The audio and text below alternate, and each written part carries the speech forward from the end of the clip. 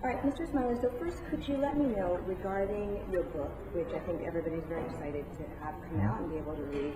For this particular audience, as I mentioned, the reader and the viewer is a small business owner of color. So particularly when talking about failure and success, if you had to give one major point from your book in terms of support or advice, what would it be given all the economic circumstances that are happening right now, particularly for small business owners of color? I happen to be a small business owner. I'm regarded, I think, by most people, or known by most people, as a talk show host on television or radio, maybe even as an author. But ultimately, I run a business with about 75 employees. All these enterprises that I'm engaged in, we own. We own our TV show. We own radio shows. We own a speakers bureau. We own a publishing company. We own a number of entities, about 7 or 8 entities in our company, the Smiley Group. So this is a question that I'm familiar with in this country because I get it all the time about small business. So I'm not unfamiliar with this territory. Every day I'm trying to meet payroll my own self. Ultimately, what I've been saying of late is that if you think the cavalry is coming to save you, they're not. There's been a lot of talk about stimulus, which hasn't trickled down to small businesses, certainly not small businesses owned by people of color. So that the cavalry is not going to come to save us or to rescue us. We're going to have to do in small America, small business America, what we've always done, and that is to find a way to be creative, to find a way to take smart risk, to find a way to not be frozen by failure, to recognize that if you try something and it doesn't work, that failure is not fatal, failure is not final, and that in this downturn, I always find myself reminding people that in this downturn, there are some folk who are making money. I mean, in every recession, in every downturn, somebody is making money. Somebody is starting a new business. I tell folk all the time who are trying to figure out what to do now that they've been downsized. What is that one thing you've always wanted to try? The one thing you've always wanted to do? The one place you've always wanted to go and experience? If there's any way you can make that happen, now is the time to do that. In terms of starting a business or growing your business or expanding your business, why not now? There's so many opportunities to take advantage of, even in downturns. It just requires being a bit more creative, a bit more flexible, a bit more agile, and having a bit more courage than others will have in this moment who are afraid because the conditions just seem so insurmountable. Wonderful answer. Thank you so much. Welcome. And the second and final question is, of course, you're celebrating 20 years in broadcasting, and congratulations on Thank you. that. I'm sure you've seen a variety of things happen over that 20-year period. And I'd love to know what you think right now in terms of the level of diversity, or perhaps lack of it in media. What would be your best, perhaps advice in terms of creating more diversity in media? I mean, I think we're seeing a large shift, the Katie Courics of the world and Regis Philbins moving out, but we're not necessarily seeing those of color maybe being considered for those positions.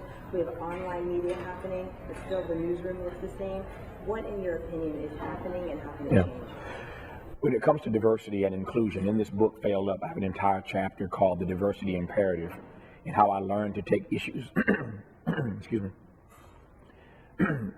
In this book, I have an entire chapter called The Diversity Imperative, and I tell the story of how I learned to take issues of diversity, issues of inclusion very seriously. So this matters a great deal to me.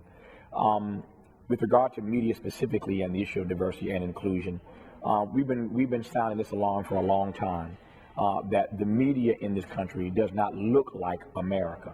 Number one, that's a reality. Number two, that there aren't enough people of color who are making decisions, have the power to make decisions, to green light projects, and to direct people about how stories ought to be covered, what stories ought to be covered. There aren't enough people of color in newsrooms and elsewhere making decisions about how we're going to get the media that we in fact get. Number three, I think that media controlled or consumed or created by people of color is more important now than ever before. Why?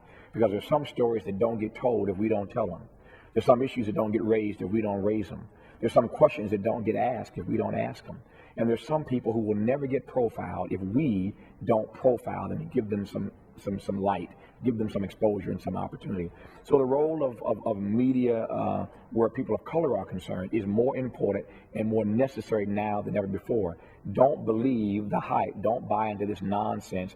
Don't fall for the Jedi mind trick that we live in a post-racial America just because we have an African-American president. So what to do about it? Well, you got to be creative, as I said earlier. You got to be creative. You got to figure out what your niche is, figure out what you uniquely bring to the marketplace. And nowadays, with all that digital media, with all that the internet offers us, there's really no excuse these days for you to not at least attempt to get your project off the ground with all the resources you have available to you. The thing about the internet is that it is the ultimate democratizing tool. Everyone gets to have his or her say vis-a-vis the internet these days. Now, again, you got to find a way to distinguish yourself and to make your product worthy and valuable. But there's so many opportunities, so many outlets now, so many different ways to find your way into this media landscape that even if the powers that be don't start to take us more seriously in the short run, in the long term they will if we start to create our own content. I was told years ago by a dear friend of mine named Prince, that's right, the artist Prince, told me years ago, Tavis, into the future, into the 21st century, he or she who controls the content is the king or the queen.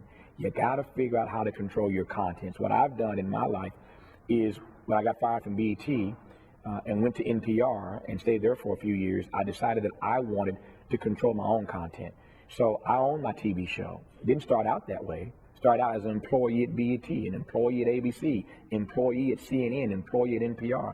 But I own the TV show, PBS distributes it. I own my radio shows, public radio distribute them. We built and own our own office building. I was signed up for a speakers bureau for years. I learned how to do that. I own my own speakers bureau now. We represent other speakers. I published books for many, many years for Doubleday, Random House. Now I have my own book imprint because I know how to do this. So my bottom line is this. I believe in learning, what I call the 3 L's: learning, leaving, and launching. Learn whatever you can, leave on your own terms, and figure out a way to launch your own project. That's the way we advance in this digital age.